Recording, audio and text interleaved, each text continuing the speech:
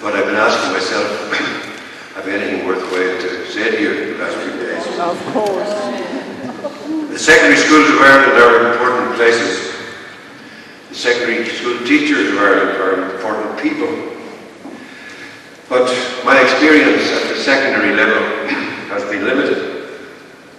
I did teach once upon a time for 1 year in an intermediate school in Belfast. Intermediate schools were, of course, instituted in the 50s to give access to the less academically gifted, to prevent, I suppose, social class to being such a factor in access for students, and generally to honour the non-academic streams, as they said. So I was there for a year, and that was the height of my experience in the secondary classroom teaching. I was, of course, in St. Columb's College, Derry, for 6 years. So that is a marker, a soul-marking experience also. It was 58 years since my parents led me up the front walk of St. Columb's College, and then had to turn and leave. And it's 47 years since the morning I took the bus from Shaftesbury Square to the top of the Falls Road and walked the last few hundred yards to St. Thomas's on the White Rock Road. Afterwards became famous as the site of many a provisional and British Army exchange, but that's here nor there. I just want to say that my entitlement to appear on this platform is more philosophical, you might say, than practical. It doesn't derive from immersion in the day-to-day of school life in contemporary Ireland, or from any special expertise, interest, or practice, awareness of student-teacher ratios, and so on.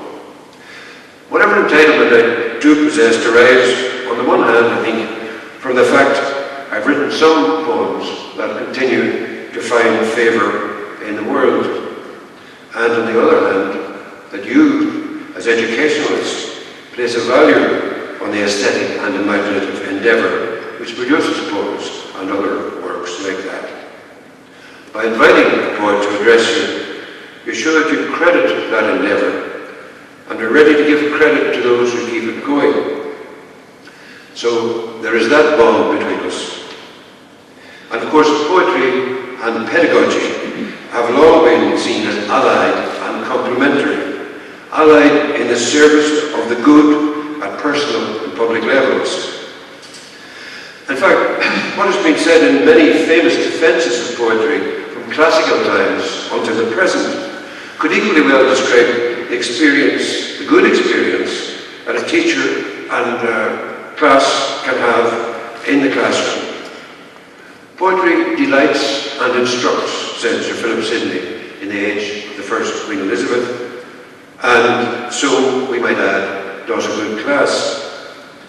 It is dulce et utile, or dulce et utile, if you went to St. Columb's, a pleasure and a practical help, says the Latin poet Horace in the age of the Emperor Augustus. And that comparison to pedagogy would still hold,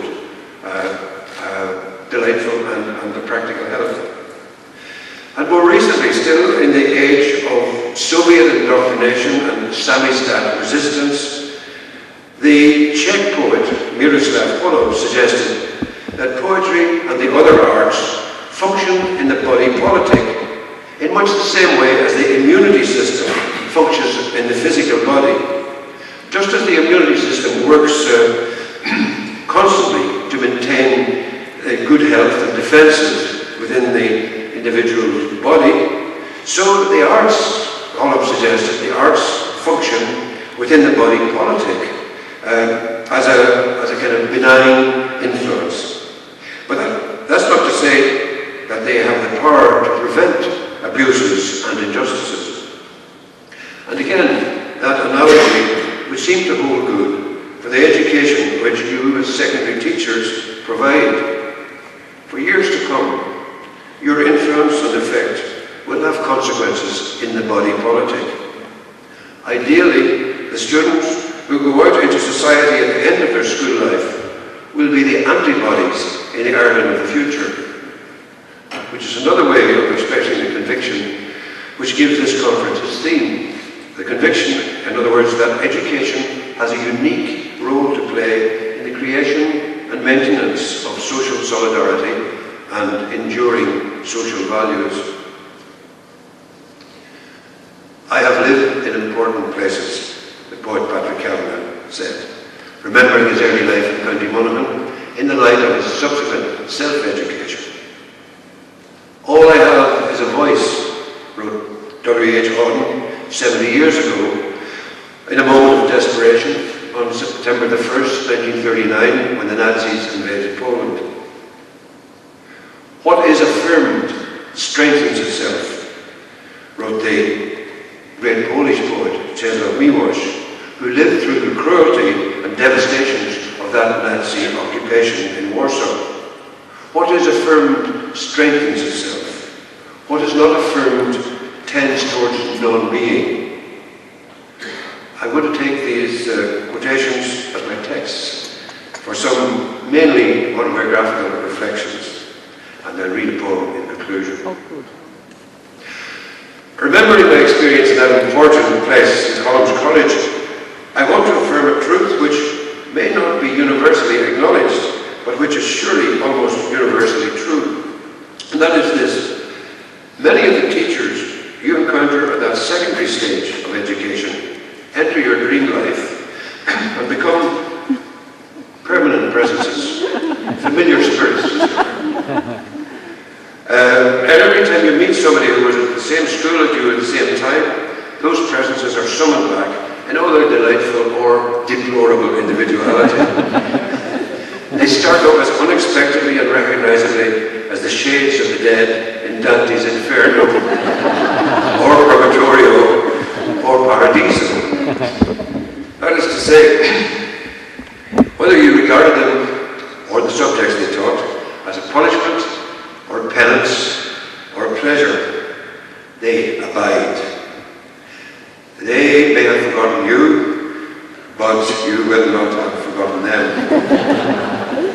In particular, you won't have forgotten them if they showed respect as well as a well-disposed attitude to you and the class you belong to, or if, on the contrary, they failed in that regard, and you sensed at best neglect and a lack of interest in you and the work, or at worst, hostility and unlikableness in the personality. Yet it is in these classroom experiences, in the quality of those early encounters between student and teachers, that we can often locate the roots of an adult's adaptability or disaffection. Certainly true of St. Collins College. The roots of that trust, which is the basis of social solidarity, or of that distrust, which eventually hampers fulfillment in the individual life and in social relations. What is affirmed on an occasion like this, an historic moment in your association's history? What is affirmed does not have to be, maybe cannot be, original. It simply has to be true. If all I have is a voice this morning, I want to use it to remind you of something you already know, namely that each and every one of you will figure indelibly on the inner map of each and every one of the pupils those desks in front of you. You'll remain a marked presence in their psychic life, and inevitably, therefore, you will play some part in the development of their attitude as citizens, in their sense of the acceptability or otherwise of the social system into which they are being integrated. So here I want to use my own experience as